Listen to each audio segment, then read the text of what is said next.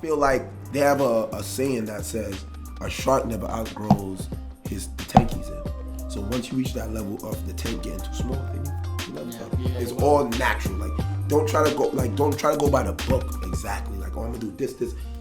Flow, be like water. Take shape of your life. Yeah. That's how I do it. All right. So we at McFly Studios, and we about to interview this brother right here.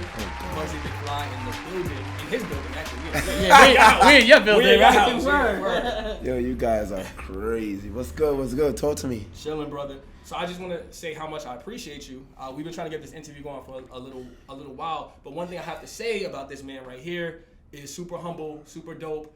Like anytime I reach out, he reaches back immediately, and we were able to get this done on a long day after work. But this man made it happen, so we appreciate you, brother. Always, man. Come on, like you know where we coming from, Uptown Bronx, baby. And we're gonna talk about Uptown because Jay's actually from downtown Bronx, from the South Bronx. So we're gonna talk about what all of that means, the difference. We're gonna talk about it. All right, so if people have been living under a rock and they don't know who you are, right? I don't know how that happens, but if there are some people like that who don't. Planet Mars. Planet Mars, right? Who is Muggsy McFly? How do you identify? I feel like I'm just someone that, the wildest dreams. He just tried it. I went against the grain. I'm a creative. I'm a designer. A part-time superhero. I'm the push the red button because I need saving. That's who I describe myself as. I'm a pretender. If I feel like I want to do something, I pretend and I do it, and it becomes reality. So I'm an alchemist. I love that, yo. I love that. So, Muggsy McFly, we know you got an appreciation for the legendary movie. Of course. Right? And so, why that name? And what does that mean? And when I say legendary movie, just in case you don't know what I'm talking about, it's Back to the Future. So, tell us a little bit about that. Okay, so before I jump to the McFly part, I'll go to the Muggsy part. So, y'all won't know, but I fresh from the gym, 15 fools in LA Fitness. Fresh from the gym, time escaped me. So I always play ball. Y'all won't see it, but I got some McFly basketball sneakers that might come. Put them joints on real quick, yo. Basketball samples that might Facts. come out next year. I actually, technically, real designers actually test their product before they sell it to you, so it's not bullshit. My name was Muggsy off of the shortest basketball player ever, Muggsy Bogues, 5'3". I was actually 4'11" when I went to high school. I'm 6'2" now. Wow. 4'11". Don't even try to understand it, but I'm 6'2" now. I was 4'11". The McFly part, people call me Muggsy in school, and it leaked to my Uptown Bronx area, and I wanted to brand it. I don't know I don't know how. I just had this idea to know to do these things before I had a brand, and I was like, there's already a Muggsy. If I'm gonna be Muggsy, I have to be Muggsy something else. Facts. And I was fascinated with Back to the Future, Marty McFly, and the idea of I love the future and how he was infatuated with the future. He cared so much about the future, he almost ruined his present and his past. So, and I always aim to be timeless, which is what I do with the clothing at the same time. So, I took the name and just put it together, and I was like, it's beautiful, and then the MM, and that was just my name. And McFly is actually an acronym for Many Can't Fly Like You. So it was just like, the style. Many can't fly like you. And that's just affirmation to myself. Like, before I was so deep fashion, I never, I didn't grow up like formally knowing fashion or to sew or make clothing. I just liked clothes. I had taste level. And here I am now. Yeah, facts. So we're gonna get into that a little bit, but before we jump into just your love for fashion, how you found that, tell us a little bit about growing up. Like, you from Uptown. What was that like? Where exactly Uptown did you grow up? Right? Talk to us. So we are right now on White Plains Road. I actually grew up on White Plains Road. I scoured this whole White Plains Road. And if you know anything about New York, most places are gentrified, but here we are not. Yeah. The same places I went and bought food from, my mom brought me to as a 4 or 5 year old, coming out of public school, middle school, they still exist. And this is from White Plains Road, 241st, all the way to Gun Hill, I roamed.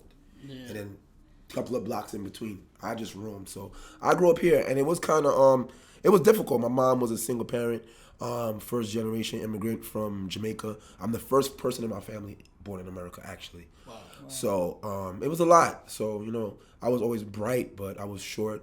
I didn't have it financially, and I had a taste for fashion from early, and I kind of just had to figure out. I think that's where I got my style from, because the less I had to make more. Like, Biggie has a rhyme about, the jeans I wore on Mondays and Wednesdays. I did that. Facts. So I felt him. I did the Monday, Wednesday, Tuesday, Thursday, and then the Fridays were, all right, let's get it. Yeah, yo, keep it a buck too for me. Like, uniform helped me out in high school because it was the same thing. We didn't have money to be fly, and like even on dress down day, everybody came fly sneakers, fly fit, and I was still like, I'm wearing these same boots that I wear every day, Constructs. That was like my part of my uniform, right?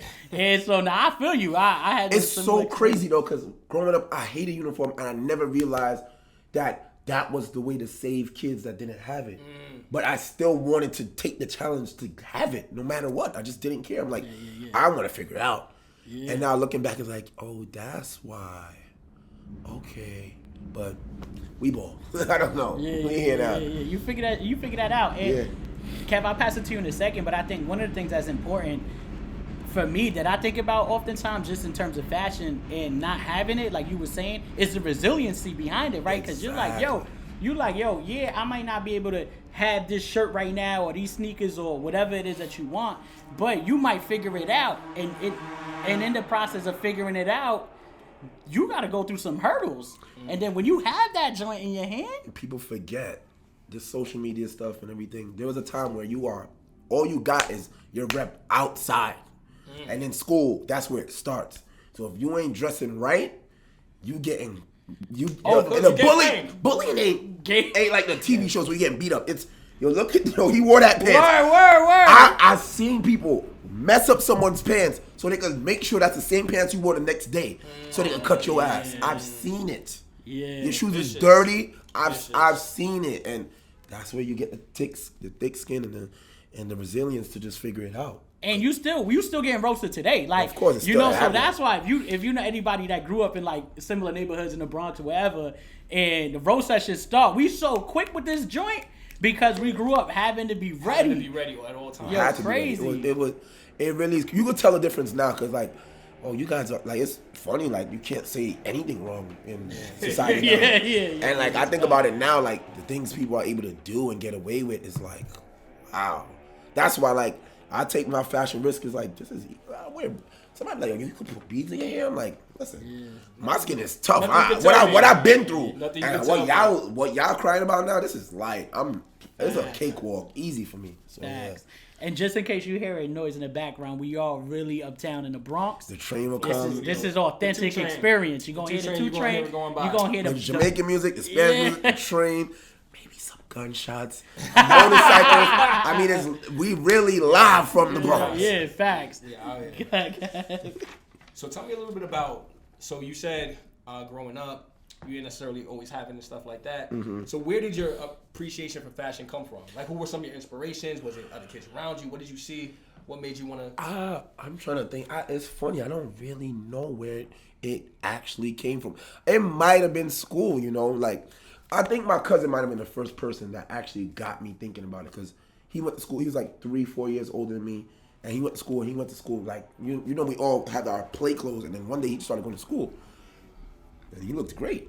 It's like, what the hell? Like, he got all these new clothes. He going to school shopping, and it's like, you only cared about toys and stuff, but then it came to a point where it's like, nah, they taking them shopping, and then you start going to school, and then you back to school shopping, you get clothes. And then I didn't care about clothes till you hear other kids cut ass on clothes. And it's like, oh, I got to keep up. And that's where it just kind of instilled in me, like, yo, all right, I need to get up on clothes. But I can't really give school all the credit, because my mom told me the story really, really, really late. And I wish she would have told me earlier, because I knew that I should have been a fashion designer from the jump. She told me I used to go to stores. And, kids like Ninja Turtle shoes and all that other stuff. Right. But she was like, no, you go in the store. And I was obsessed with Pro Keds. And Pro Keds had the little blue box on the back. I couldn't even talk yet. Yeah. But I knew that's the shoe I wanted. To the point that I wouldn't leave the store unless the guy would go in the back and draw a blue box on the back. Wow. So I knew brands from then. And I'm like, yo, if you'd have told me that, I would have knew that's where I should have been from the jump. But. So I got a question about that. So you said first generation. Yeah. Jamaican mom. Yeah. So how did your mom feel about you saying, "Hey, I'm going to be a fashion designer"? I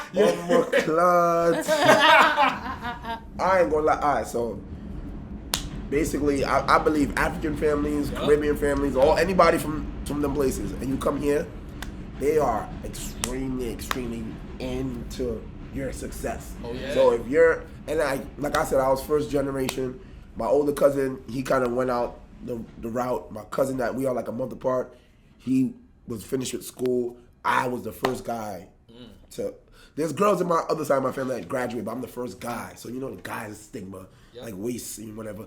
I'm the first guy to graduate, so it was heavy on me. So now, to this day, I have a bachelor's of science in accounting from St. John's University. Make some and noise. I used one time, and I didn't like it. And that, like, it's different if you already expect your kid to not be smart and bright or whatever. But I wasn't, and then for me to pivot that way, it was like, whoa, wait. What are you doing? Like, if he was already a bad kid, it's like, yeah, I'll count you out. But for me to be like, I was at a level where they wanted to skip me. And my mom said no. Like, that's how baby genius I was. So for me to get out of school, have a job, and stop, and then tell my mom, like, yeah, you know, I'm not doing that shit again. It was kind of like, what? Like, what do you mean? Like, nah, I'm not doing it again.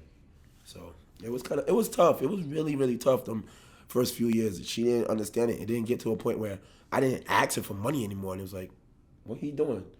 And then you start seeing me on the news. And it was like, oh, all right. I get it now. Yeah. Like, legit. It didn't take till then for her to really get it. Like, all right, cool. So let's dive into that, right? So you spoke a little bit about your upbringing, your eye for fashion at a young age, and because we do our homework, right? Mm-hmm. One of the things that I was reading up on you. One of the things that I read was at the age of 13 is when you started to design so that you had clothes that match your kicks. So this is the thing, like I said about this 411 thing. We here in 2022, whatever. Everybody wears. Listen, Kev can't wear that on my block. His shit is tight. It's young. He can't get away with that. Fact. He can't do. He can't. That's bad work back in them days. Matter of fact, even his shirt being over his elbow, young. That's your little brother. The tight. Little brother, my shorts being as high up. Your little brother, it's over. Game time. So, I'm little. I had the dilemma. This is why I really had to finesse. I had the dilemma of I'd have to buy extra large in kids or extra small in men. And those were very limited. So they're wearing Paco jeans, Jabot jeans, Mecca, double XL. I can't even fit that. I'm going in the kids section and they don't even have it. They don't have the same.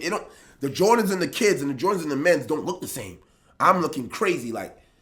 So it was really, really hard. That part was that might have been the hardest part of it for me. So I had to figure out. There was actually a place. I'm on the Reed 238th White Plains Road. There was a place actually 2 blocks from here, SNS Sports, now called Diamondback Sports in South Bronx, and they used to customize stuff. And that was my first taste of making my own. I had another friend of mine who had a brand a couple of years ago, and we used to just go and like, yo, let's try and make stuff. To the point I probably made like one thing with them, but I used to go there and my ideas would roll. I didn't have the money to create, but that's where I started. So, and then I probably found something that came out before Custom Ink and made shirts for my team and whatever. You know, everybody had teams back in them days. Yeah. And that's where it came from. Yo, what was your team? What was your team called? My team was L City. So that was Lori Place, about 226 and White Plains Road. And I hated the name, but it's my block, and I had to rep it. And then eventually it translated to a bigger thing where it was UTB, which was Uptown Boys. That's me and my boy Tips and a bunch of people we grew up. We actually ended up doing a whole collaboration, and it goes crazy. So yeah, it actually ended up working out. So yeah, what was that first sale like though? Right, whatever article clothes it was. What was it? The very first thing I sold was a phone case. Okay. And it's so I still don't understand what made me know. A phone case for what type of phone? What year? 4. Oh, okay. I was like, tell me, we on 14. SE shit. Yeah. I'm about 4. Nothing up. 4. That's it. Like. So I don't know what made me think. I always wanted to make shirts. I probably made a shirt and it came out trash because I didn't know what I was doing in my Photoshop. I taught myself Photoshop. I didn't know to translate from file to actually printing files in them times. Yeah. And I remember I went to this print shop that I'm still cool with today. That kind of became like a mentorship to me. Facts. And the cheapest thing to make was a cell phone case. And I made it for myself. And I said, you know what? This is my business card right here. this is before Instagram. My business card right here. Everybody always has their phone with them. Yeah. It's instant real estate. So I said, you know what? Let me start making phone cases. And it was easy enough that I could make it to order. And that was the very first thing I sold. And I remember making a little collage when I first got my Instagram with like 7, 8 people with my phone cases, just taking selfies because, boop, that's the. Yeah. And was it Muggsy? It was signed by McFly, More Dreams, Less Sleep. And the funny thing is, when I first made the brand, signed by McFly originally was my email signature. Like I remember, I don't know who it was that emailed me, and they had they had like their name written out like in a signature, and it had their name and their title, and I was like, wow, that's mad professional. I like it actually a graphic, and I was like, this is fire. And I started signing mine as signed by McFly. That's fire. And I sat there and I looked at it, I said, this has to be something. And it's funny, I never knew what it was gonna be. It was that first, it was a Facebook album, and I just left it. And then one day I said, I'll make clothes, and that was. Your branding is like on point, bro. Yeah, like your branding is it's you know why? Because it's realistic. Like it's really just how I feel. Like I really do love orange. I am McFly. I am from the Bronx. I am. This is water, by the way. It's just. We're not getting lit right now. No, we could. I mean, it's our show. It's our show. We do what we want. It's our show in your studio. The cup is clear. It gets cold. It turns orange. I mean, I just wanted to. And then also just talk about the setup, right? Like when you come in here, it's not just a regular clothing store, right? You really get a one-on-one experience. So like, if I'm a client coming in here, just talk me through what that process is. So basically, you come upstairs and then there's the MMs in the neon color. I also make sure that basically every single person that I contracted to help me with the space was a friend and black. Or minority for the most part. Like the floors was done by my guy. That sign was done by my friend. The security cameras was done by my friend. I try to keep it in because I want to build with my people, literally. So you come upstairs. There's a McFly Studio rug right there as you come up. Usually you stay right there and wait. You come into this room and shop. You see some of the accomplishments, some art. Oh, we're gonna talk about that. Yeah. All right, leave it right there. You'll get a visual tour too. We'll put that out. And then the clothing, and then the other side, I make and design stuff for people. And then upstairs, I shoot them. Not literally shoot them, but create content. I'm sorry. I know we're in the Bronx, but I didn't shoot nobody. So you mentioned something interesting about your team, and it's a conversation, so we're gonna go off script a little bit. Mm-hmm. So in terms of your team, how did is it just you? Is there a team? Like who's around you in terms of making all of this happen? So brand wise, it's really me. There's times where, I'm Batman and I'll go see the Justice League. Every once in a while. That's the best way I can explain it. I always think about myself as 2001 Allen Iverson. He had nobody on his team, but during the off season, he played in the Olympics with everybody and their mother and the Kobe and them. It's a whole different experience. For the most part, I've designed 99.9% of my brand. There's 2 things I can think of top that I didn't design alone, and it's not even here. There's a airbrush shirt that I told the guy what I wanted, and he did it. And then these aren't out yet. These are the basketball sneakers, and I have a good friend of mine helping me design them, just getting somebody else's eye in these formulating off of my ideas. But and maybe my collaboration with Tips, that's probably it. That's it.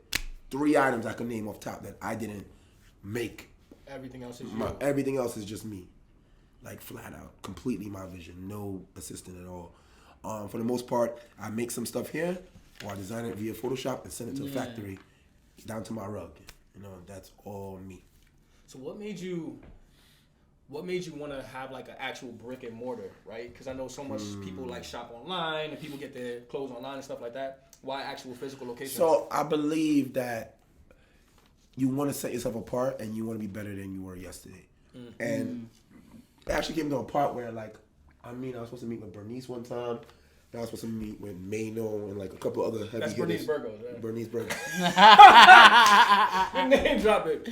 I mean, unrelated. I'm the biggest crush on her. That is what it is. Yeah. It's my homie. So it's so funny because it really hit me because she's like, oh, we need to meet to I design for her brand.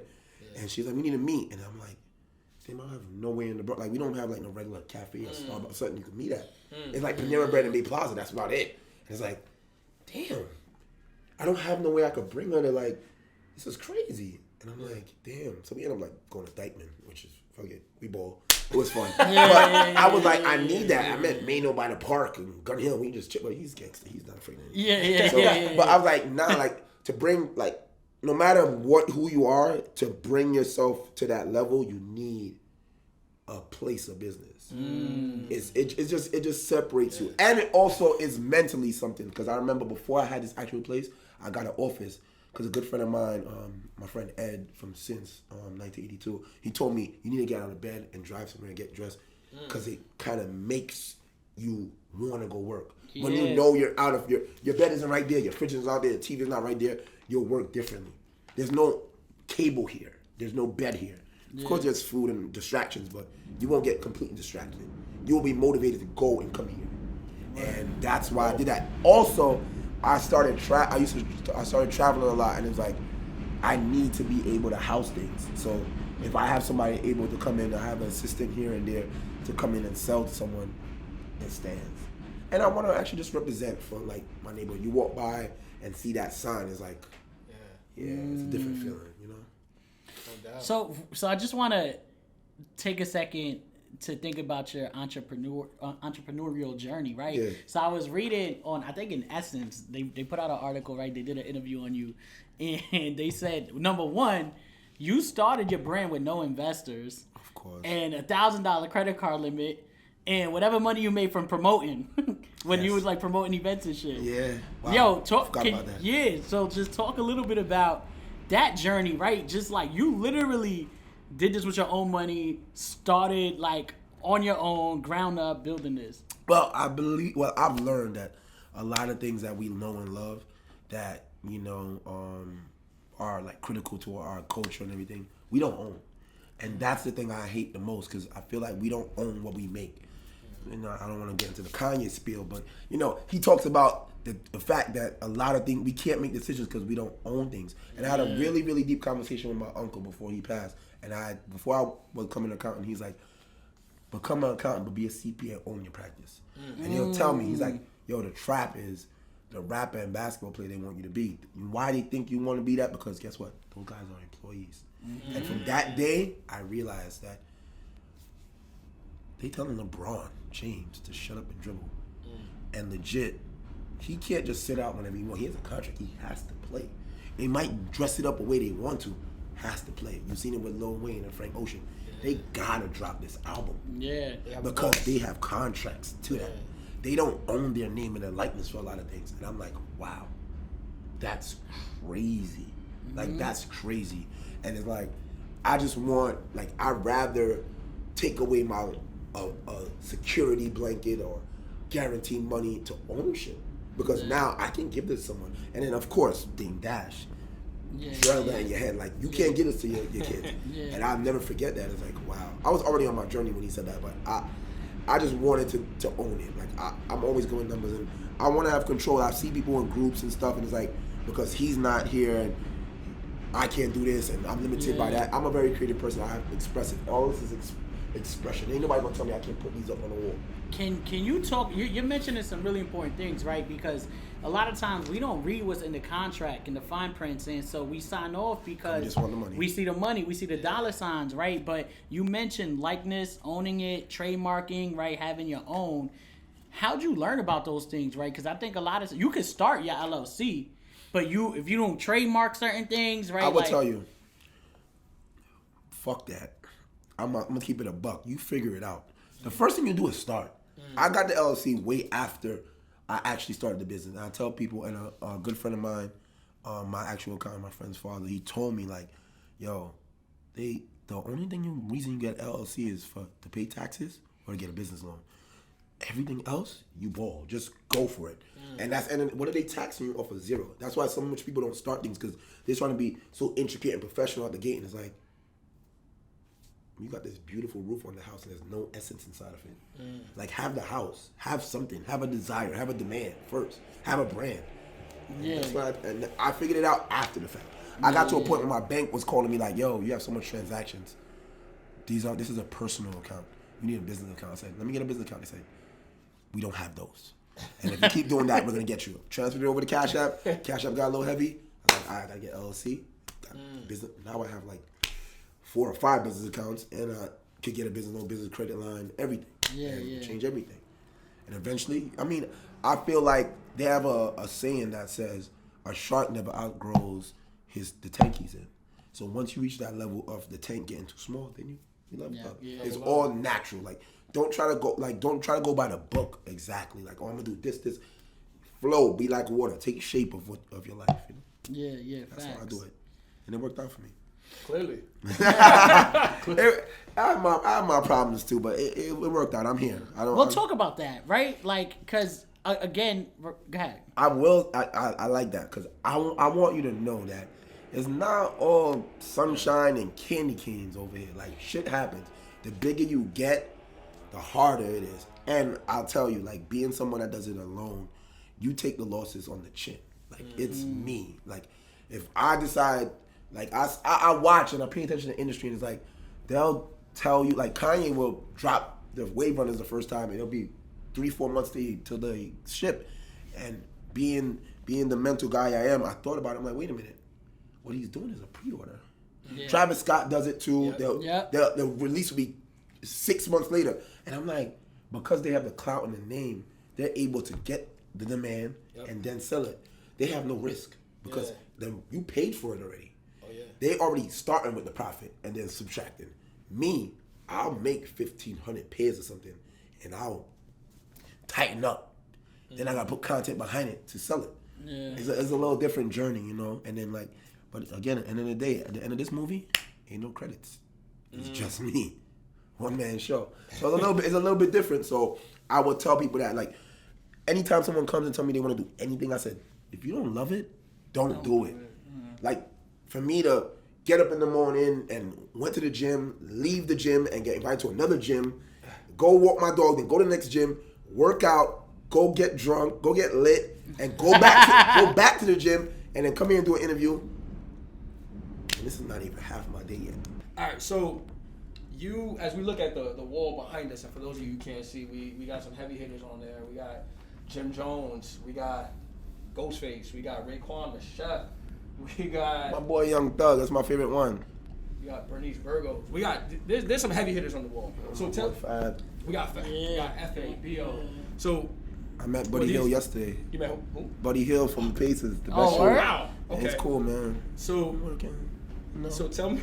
So you obviously working, but tell me, are these just like childhood friends? Wait, time out. Skilly Bang too. You can't leave that out. Come on. That's Hold on. We uptown Bronx, right? They shot it. They just shot the video too and all that. Yeah, come on. That's my guy. So I'll tell you. Well, before I get into this, as a designer, as an entrepreneur, do not look at this and think this is success or this is the way. It's very saturated at this point where everyone wants to get influencer marketing, celeb marketing. It's not always the way. I promise you. There's a few of these people up here that translated to dollars instantly. And there's some others that did not. And you'll be surprised who is who. And it doesn't mean it's not a good look. It brings brand energy and awareness. And it gets you in the conversation because I'll meet somebody and they'll know me. I'll meet somebody, one of these people's stylists, and I'm like, I heard of you already. I'm a network with Channel 4, and the guy who plans the stuff is like, yo, I live around. My brother wears your stuff. I know who you are. It's good for that. But don't always think that that's where you should push. I always tell people this before I go anywhere is that it's like whale hunting. If you sit there and wait for a whale, it's going to take really long. But you could catch fish. But guess what? You catch enough fish, what the whales eat?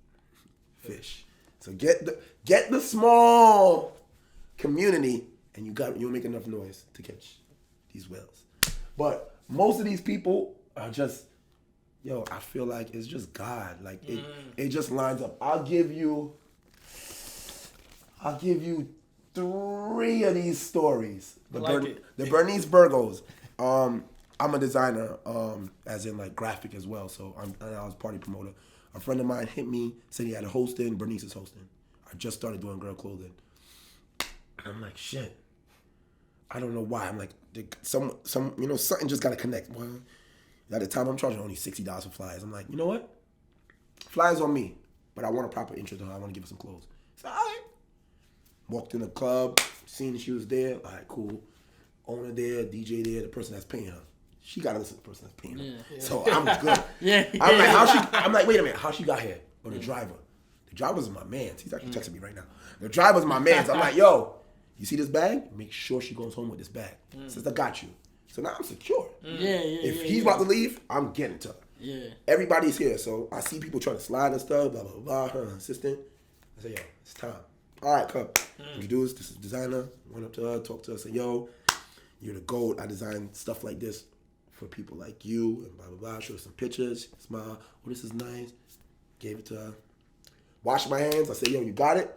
I hit my driver. Yeah, I dropped it here, there. Eventually, you know, I end up getting the address because we end up doing business together in the future. But, like, all right, she live in Jersey? Cool, whatever. Sit back on it. 3 months. Playing basketball.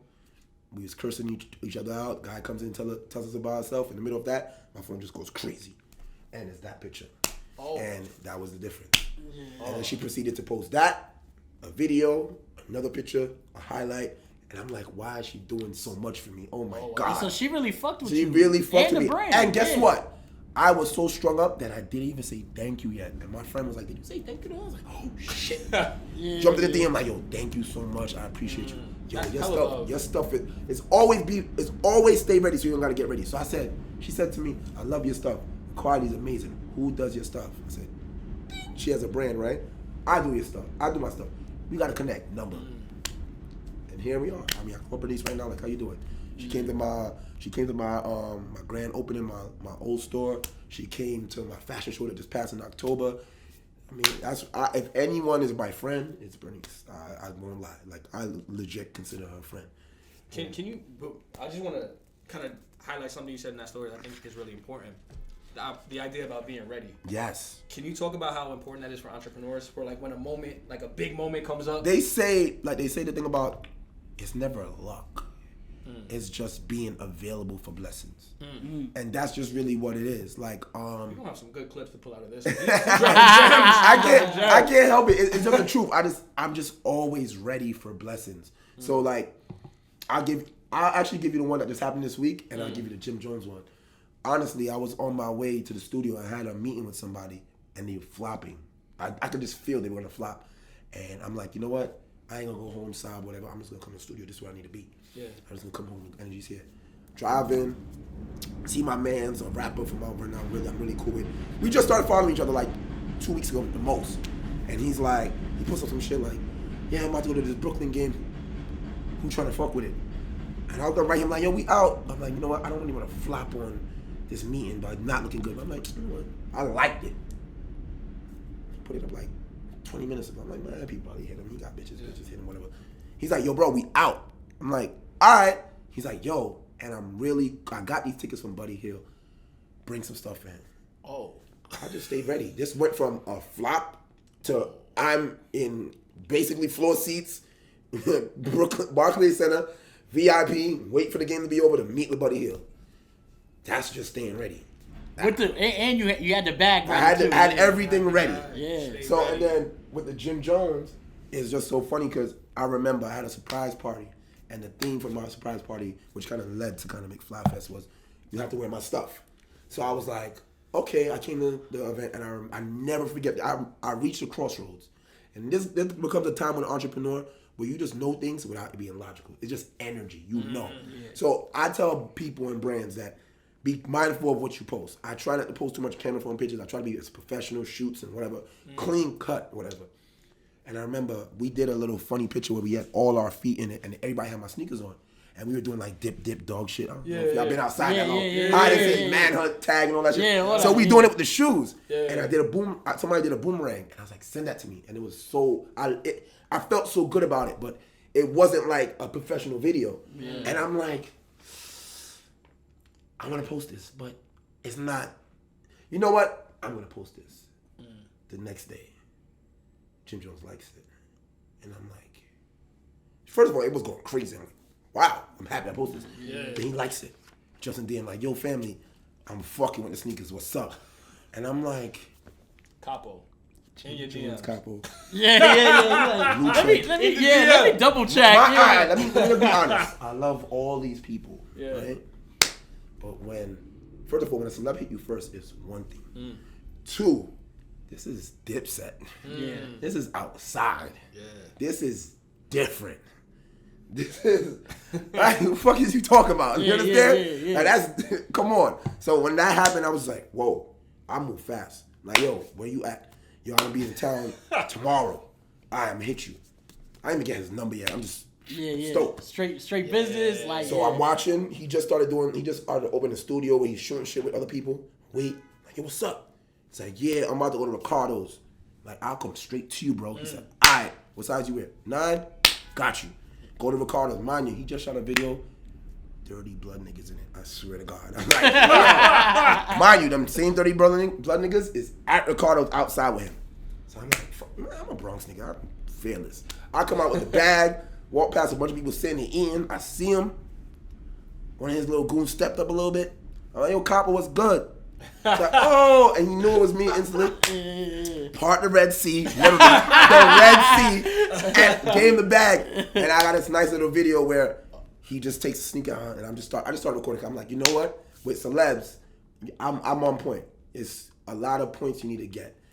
Your post, their post, and the post where they actually wear it and tag you. So I'm like, okay, so that was a story. The first one I did was record him receiving the sneaker, because if all else fails, he doesn't wear it, I have that. And he talked about if we could do black on black crime, we could do black on black brands. He gave me a crazy spiel. I'm like, love you. Then he said, this is why I fuck with him. He said, let's do it on my phone. I'm like, oh. Yes, yes, sir. Whatever you say. Boom. He does it on his phone, blah, blah, blah, blah. Mind you, Ricardo's from here. It's on a night. It's probably a little bit later than this. Maybe 18 minutes. Yeah, I was going to say like a 20-minute. 18 minutes. I drive fast. Yeah. I'm 18 minutes. I'm talking about from here to there. I probably sold 7 or 8 sneakers. Oh. Just off his post. This is a story post, not a post on the thing. Yeah. I was like, you know what? I got the video. He posted it. I got money. I could die peacefully. It's cool.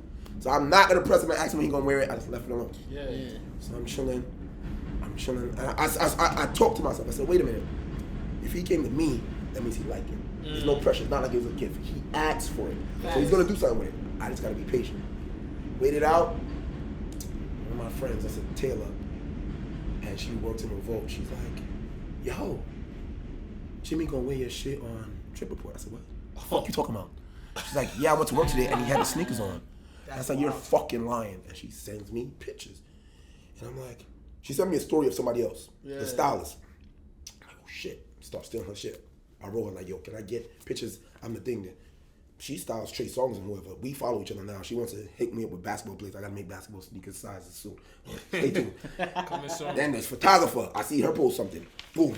So I'm clicked up. I got all my content just in case. And that's actually this picture. Just in case. Next day, he drops that teaser with my sneakers as the headline. Drip Report, episode 6. And I'm like, That must have went crazy. but wait, there's more. And then he drops the actual Drip Report video. He called me Marty McFly, but not Marty McFly. But it was cool. Everybody knew who it was. And his tap, he had on Virgil stuff. He introduced my stuff before Virgil. I felt great. Oh, wow. Tagged it and everything down to the outfit. And then, of course, the stream went crazy again. And, I mean, as a designer, besides the money part, just being stamped by someone that you see as a fashion icon means that much more. I have a question, right? Because these are really great stories, and I think they're super motivational. So 2 things. One, you dropped a quick gem that I want people to receive and make sure that they heard, right? Yeah. And it was the 3 different posts that need to happen. Yeah. Can you repeat that? So when you're dealing with a celeb, it's first it's 3 kind of posts. It's me getting a post from me getting them. So it's the meat. It's the Wu-Tang. If they never wear it, I still get credit for that, no matter what, because they endorse it. I didn't tell Ghost to do this. I honestly didn't. And Ray was actually eating, so he didn't have his in hand. But I seen it, and I was like, I need both of y'all in this picture. I need it. I need this energy. And they're not gonna say no. They actually messed with my stuff and invited me backstage CT for the show. And this is just me dealing with a regular guy that ends up being his road manager. That said, yo, we loved your stuff. And they see me, and they were bigging me up the whole night, like, yo, bring him. So even I'm not gonna hound them for it. This is that picture of mine.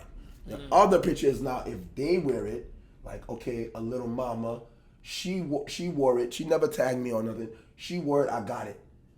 That's the other one. The third one and the highest ranking one is they wear it on their own terms and they post it.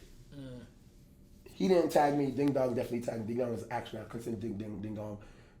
He has Bounce, the biggest dance hall song in the world right now. And he tags me in everything. I love him to the moon and back. He wears it everywhere. Skilly, he just wears it in the biggest stages. He doesn't tag, but I still get it. Now, this is a music video. This is a music video.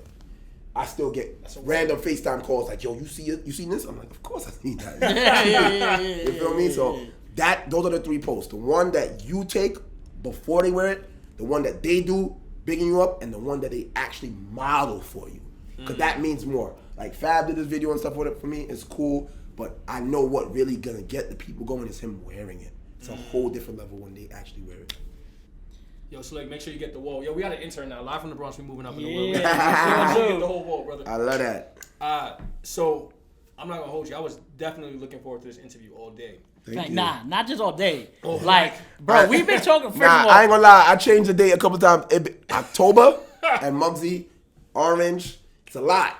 It's a lot. But even before October, bro, you've been on our radar. We've been like, yo, we need to get Muggsy. We've been talking about this for months, yo. Literally. Even before the summer, which was Yeah. That's crazy. Yeah. But there was one thing that I had to talk about that I wasn't really looking forward to because I want to kick myself. So you are not just your brand has grown so much, right? You don't just do clothing, you do a lot of things. So there was an event, McFly Fest. I'm gonna kick myself because I was not there. So so please tell me what McFly Fest was. Right? Because you do this. Yeah, it's gonna. I actually just spoke to Mount Vernon, the mayor of Mount Vernon, to get this really amazing venue. So we might be super up this year, but let's go. Yeah. So tell me what is McFly Fest? How did it come about, and what's the vision for it? Okay, so McFly, I really strive to give my neighborhood energy. So even being here is energy. I do a couple. Originally I come from event planning and party promotions. So any event I do has to be something of substance. I do Usual Suspects. That's my fashion show. That was October 8th. It's always around my birthday, October 2nd. So I turned my birthday into a fashion show. Yeah. I think for the most part, how many people get to go to fashion shows that aren't Fashion Week? Very slim. I give that to my neighborhood. How many models could get a chance to model and they never modeled before? I give that to them. How much brands could get their brand on a runway without paying? I give that. So that's one. The second one is supply to demand. That's November 27th. I have 50 vendors. How much times can you, as a brand, find a place where you could guarantee a crowd and be in front of them and sell them stuff? And almost every single vendor has been successful since I've been doing it. It's been covered by the news. I think it's the 5th year, 5 years straight. I see what I could do this year. I gotta make some texts. I mean, my girl went from Channel 12 to Channel 4. Let's see if she can pull something for me. Jess, shout out Jess, I love you. And then I went, and then my first love of like creativity was music. I wasn't a rapper, beat maker, but I love my friends making music. I used to actually record them. I was a fake engineer for like 2 seconds. So I used to do Uptown Bound, and that's like basically like a small little concert series where I'd have like 5-6 artists. They could sell their merch or whatever. And like, how often do rappers get to have that? If it's not major stage or SOBs, it's kind of like, it's a little bit more difficult. But let's do that here. I want to bring that culture back.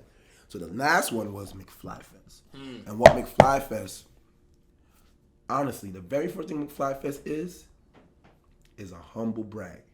I'm not going to lie. You know why? Because McFly Fest, to get in McFly Fest, you must wear my clothes. To have 300, 400, 500 people in one place, all in my clothes, is a flex. Because I don't believe any brand I know of can do that. I don't know of any brand that's ever done that. That's not completely Nike Corp. I don't even think that much people gonna go wear Nike in a given place at one time. You couldn't get in there without my clothes.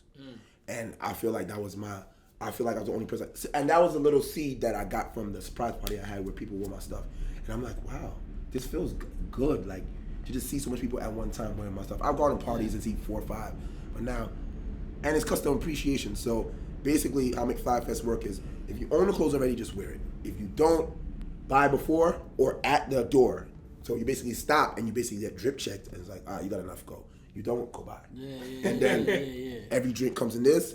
Every vendor that was there had a food guy. All his dishes were named after the brand, McFly Fest, Uptown. 2 Train, everything that has to do with my culture, my environment, everything. Had the hookah flavors were Niraj, and that's named after the shoes. I didn't play down to the cookies, down to the edibles. Everything was me. And then I had performers, and every performer was dressed by me. I had a girl, Journey Montana from All American, my friend Dream Doll that I grew up with. I helped design. So it just got crazy. Like, Yo, listen to the names that the humble brag, the light flex. I love it. Nah, I mean. But these are and some of these people you knew before. No, they blew up too. it's funny. Like I love what Dream is doing. She's escalating, and we grew. I met Dream in the club, and I was just my sis. She shot with me back in 2015. That's real. And then like now she's bigger, and I was like, yo, she just headlined Hot 90 Summer Jam. I'm like, I'll pay you to get. I'm the type of person where if you're a star, I'm gonna treat my friend like a star. Here's the money for whatever you got to do. Outfit, bought her even ups, just to everything you need to perform. And took care of her, and it was just like, and I feel like for the town, it's so hard for now, and also McFly Fest, the last thing is to be able to include everyone. The other events I do, not so much kid friendly, but now you could bring your kid, you could bring your grandmother. There's free cotton candy and popcorn. Maybe next year it won't be because I gotta pay that venue. It's a different venue, but I pulled it off, and that's what it is. I just want to bring that culture back. Like, how often is you can go somewhere and you could be eating an edible and your kid could have cotton candy going down a slide. And you can have a bottle, and then you get a free concert. Yeah, it was basically custom appreciation, and that's what I was about. You know, this is one of my favorite events because it's just so much going on and so much energy and outside. And it's an annual thing. It was my first one. I flexed it. It was a lot, and now I think I'm ready. I saw the recap. It looked. I was taking myself. It was amazing. Live from the Bronx will be there next year. Let's get it. Yeah, and I also think of it too, right? It's like that's why we started the Bronx Summit, right? It's like we just 2 dudes that grew up in the South Bronx, and we want to create a platform that gives people in the Bronx, creators of color, like the information to learn about like how you get into these industries, right? So like even this interview or the gems you're dropping, somebody's gonna be able to watch it and be like, damn, I could do this. I know how to do this. But to see them in person, to be able to touch them, feel them, right? Be around other people, building community and just learning, right? That's what we plan on doing and growing it and building it too. And we doing it from ground up too, right? Amen. So, but it's so important for the Bronx to have this stuff. And I want to segue really quickly, right, as you talk about McFly Fest and where that's going to be potentially next year, there's a really deep relationship between Uptown Bronx and Mount Vernon, right? And talk a little bit about that relationship because, I mean, as far as long as I know, like, there's always been a really close relationship. Literally, it's right there. I was actually born in Mount Vernon Hospital. I didn't know that till I was way older. But it's like, I'm not gonna lie, if you're from Mount Vernon, I still consider you being from Uptown because people say that all the time. We commingle so much that, like, honestly, I probably party in Mount Vernon more than the Bronx in the last 3-4 years. I mean, my fashion show was in Mount Vernon. My concert was there. McFly Fest was there. Yeah. It's just different rules, and it's smaller, and it's a concert. I also believe the Bronx is like the most creative borough. But then when it comes to like Westchester and Mount Vernon per capita, like the amount is heavy. Like, it's heavy. It's a tight knit group, and they move as a unit, and I love it. And I feel like we have a marriage together. It's kind of like, I want to say exactly like New York, New Jersey, because it's kind of like you, even if you live in New York your whole life, you move to Jersey, it's like I'm right here. But like Bronx and Mount Vernon, it's just like we go together. It's nothing for my man. I'm like, I'm in Mount Vernon over here. Like, it's right there. Yo, if you aren't familiar geographically, you could literally walk to Mount Vernon from the Bronx. Yeah. From right here, you're 5 or 6 blocks that way. Yeah. That's it, and you're there. So that is something that I live with. Like, I don't even see it any different. Yonkers, but Mount Vernon, we the same, man. Yeah. Absolutely the same. So you were saying you think that the Bronx is the most creative borough. Mm-hmm. So do you think that the Bronx has its own swag in terms of like fashion and stuff like that? And how would you describe it? Of course it does. I just believe that it's kind of like water. It's kind of like water. Like, you bottle it from the source. I believe that for the most part of what's left, Bronx is legit the Poland Spring. You actually bottle it right here. Most places, Queens, Brooklyn, even Harlem, like, it's so gentrified and mixed up with like hipster and like people that has moved in and stole it. Yeah. But like I said, the patty store, my favorite patty store, is the same grandmother still behind the counter since I was 4 years old. Wait, hold on. Which one? Of course, Champion. I'm sorry, Oh, Champion. okay. I like Kingston. I thought you were Yeah, Kingston. that's what I did. That's what he be talking All about. right, if you really from White Plains Road, this is the get up. You go to Champion for the patties. They're bigger, by the way. That's just, and the crust. They the still crust open right now? Nah, I'm sorry. I'm sorry. Yeah, I'm sorry. I'm you about to knew make we. a quick All right, switch. now y'all can go to Central. Central's down the block. I love Central Bakery. They have vegan shrimp, jerk chicken. They go crazy. But Okay. if you grew up White Plains Road, you go to Champion for the patties. You go to Kingston for the cocoa bread. bread. Okay. That's the marriage. Yeah. We used to do that religiously. Like it didn't fail. Like that's just yeah, it. But it's just so dope. Like even them, like they moved from Jamaica and came directly here and didn't change a thing. So we still tap into our heritage and our culture all the time. Like the pandemic came and everybody's eating these kind of things like ginger and everything. It's like my mom makes these ginger drinks since I was young. It's just it's engraved in me. This is not nothing new. Like this, the things, the remedies they're telling you about. I'm like, my mom does that when I've been outside too long. Bro, but our ancestors been doing that, right? Like that's why. So it's like it's just passed down generation to generation to generation. Nah, it's so funny because I've learned, like, I have Haitian family, I have a Spanish family, and it's like, yo, we all eat the same food, just called different things. Come on, son. It's empanada and the Haitian patty and the regular patty are almost all the same thing. Yep. Yep. Every one of us eat bananas, but it's called plantanos, Yeah, plantains, yeah. something else. It's Yeah. all the same Yeah. thing. Because Yeah. our islands got the same thing. Yeah. It just changed names. Or the spices might change. The, up a the little little bit. seasonings might be a little Yeah, different. yeah, but I can facts. tolerate all of them. I love all of them. So that's really what it is, you know? So. All right. I think we about to start to wrap up. So, what is next for you? Like, what's next? Hold on, sorry. I also want to make sure we get into the rapid fire? Yeah. Oh, rapid fire happens after this. All bro. right, go ahead.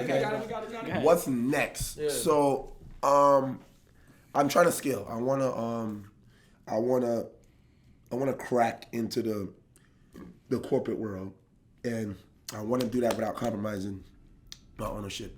So I actually started working with a new marketing company that could actually get me on TV and like BET, ESPN, commercial. Like I want to get bigger, and I'm actually working with like banking companies to actually finance it, because the real wealth is not to spend your money, spend their money and make money off of it. And that's something that where we're from, we don't really have that financial, intelligence. And I'm learning that now. And another black man taught me that, and I'm working with him to figure that out now.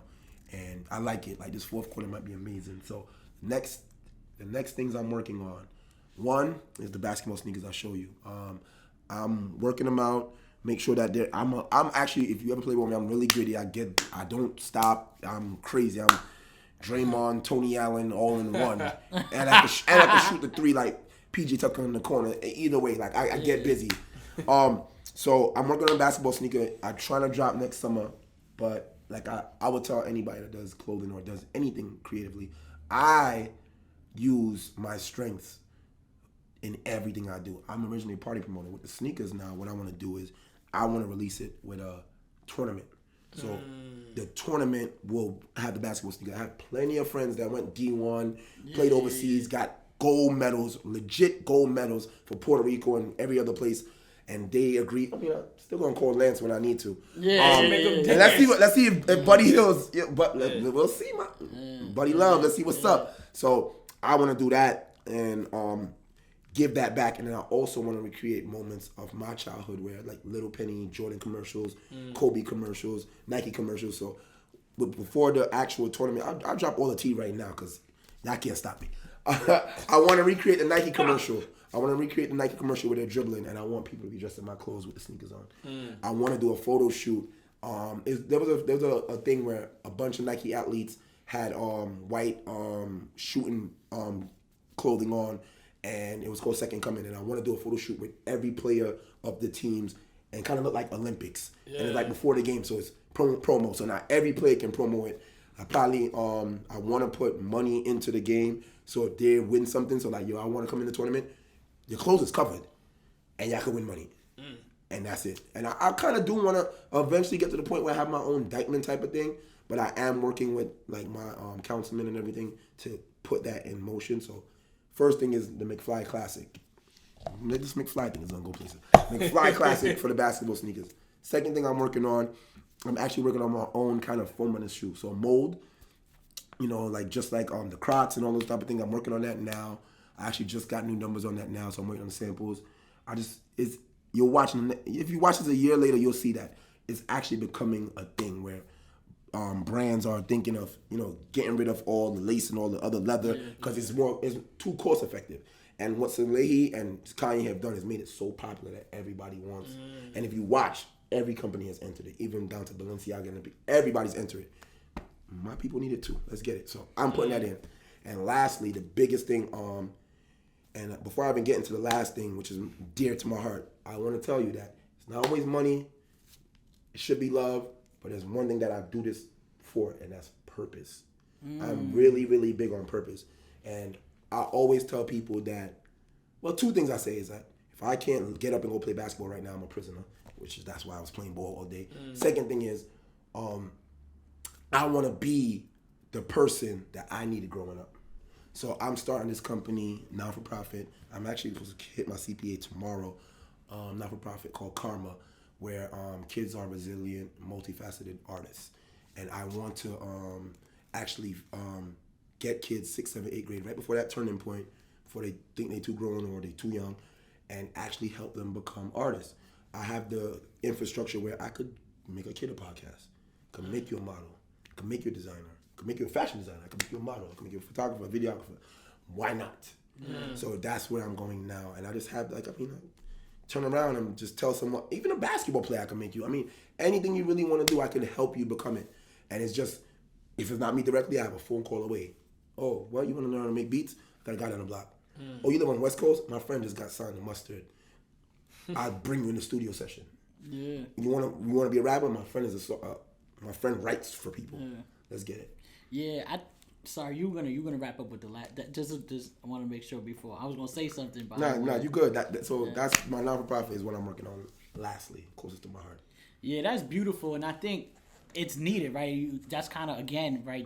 That's our whole premise is really figuring out how to break these barriers, right? Because people need to learn. They need to meet the people. They need to get the gems. You drop so many gems, right? That I think it's important. One of them being, right, use corporate money to pay for your shit, right? So that you don't have to, right? And then make money off of that. It's important to think about that. And if we start teaching ourselves that now, like at a young age, yo, forget about it. You changing the whole ecosystem. And just shout out to you for that type of work that you're doing because it's important. And young people need that joint, right? Absolutely. I mean, it took me very long after graduating and spending a whole bunch of money on college to know where I wanted to go. And if I started 8th grade, I can only imagine. Yo, game time. Be who you needed to be growing up. I like that. Be who I needed. Exactly. Be who you needed. All right, so before we let you go, or before you kick us out, because it's your crib, there's a game we like to play. It's called Rapid Fire. So Jay came up with 5 questions, and the way it works, you're going to come up with the first word or words that you think of when you hear the question. Don't take too much time thinking about it. Have a little fun with it. Muggsy, are you ready? I am ready. Jay, are you ready? I'm ready. Let's do it. All right. Who is your favorite fashion designer? Ralph Lauren. What is your all-time favorite sneaker? The Yeezy Wave Runner 700. What are 3 words to describe the Muggsy McFly brand? Bronx, orange, wild. What is your all-time favorite hip-hop album? My all-time favorite hip-hop album will probably be... I'ma just go with Harlem World. Okay, that's a good one. And what is 1 word to describe the Bronx? Jiggy. Yeah. Shout out to the homie Jiggy too. Yeah, dope. All right, man. Yo, that concludes the rapid fire, and I'm gonna pass it over to Kevin to just close us out on the podcast, man. This was super dope. Yo, I just wanna close out by thanking you. Man, come on. Yeah, so you dropped a ton of gems. You had a really dope interview. But one of the things I really appreciate about you is, regardless of all the dope things that you are doing, still pick up the phone, still answer our text back, and did our show. So I definitely appreciate that. And just so y'all know too, right? Again, it's about staying grounded and being humble. He ain't really know us from a hole in the wall before the summit, right? Like, so that's just a testament to you. Well, I will tell y'all. I mean, I feel like the stigma of like celebrity is really bad. I don't consider myself that, but people do. It happens. Like, I'm gonna just start accepting it now because I'll run into people, places, and they'll ask for like an autograph or a picture. It's like, me? Like, no. People tell my mom that she's not my mom. Like, they don't believe it. Like, that's scary. That's scary.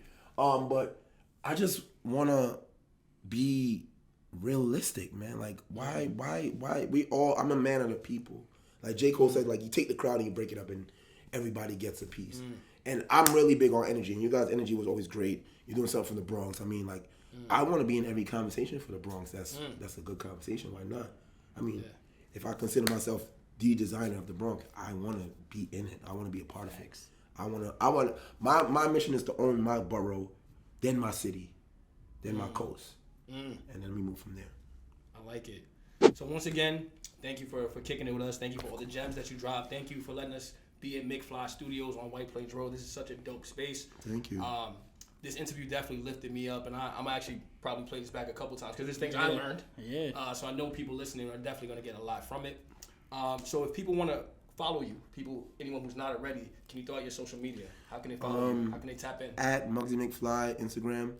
Muggsy McFly on everything. And not to sound crazy, you could really just type Muggsy McFly in Google and everything comes up. Like, everything. It's kind of scary at this point.